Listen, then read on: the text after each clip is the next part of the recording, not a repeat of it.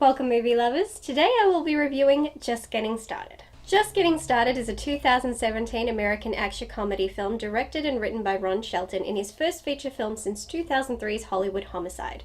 In this movie, we see Duke Diver living the high life as the freewheeling manager of a luxurious resort. He soon faces competition from Leo, a former military man, but when Diver's past suddenly catches up with him, he must put aside his differences and reluctantly team up with Leo to stop whoever is trying to kill him.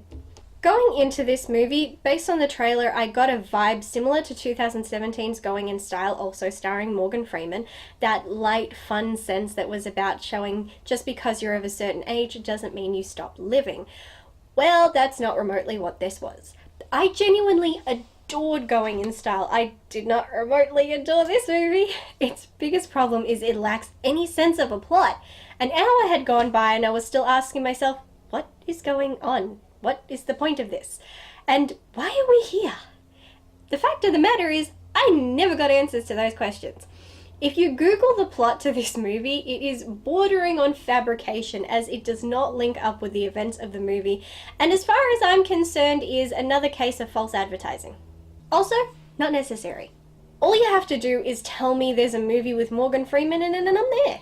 This movie is filled with very well-known and very good actors, and yet not a single one was used correctly. Jane Seymour appears approximately 5 times, and she never once interacts with another cast member.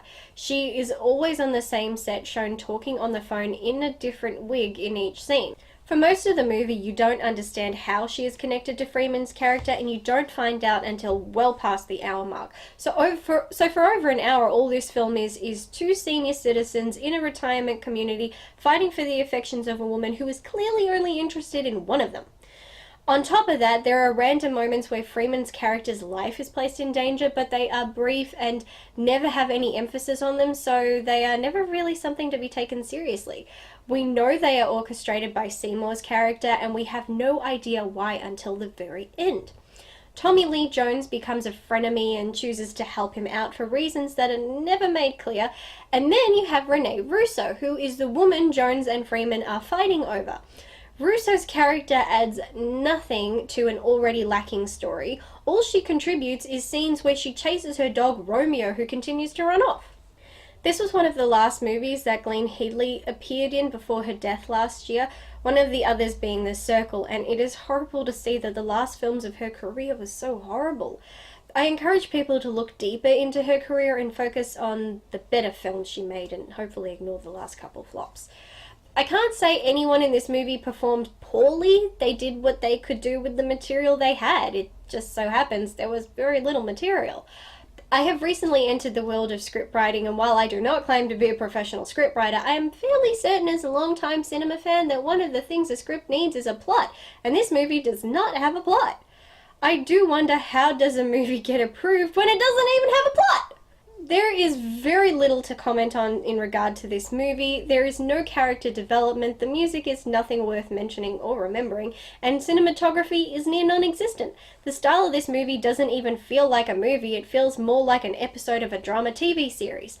This was a very disappointing, bland, boring movie with actors undeserving of a movie so low in quality.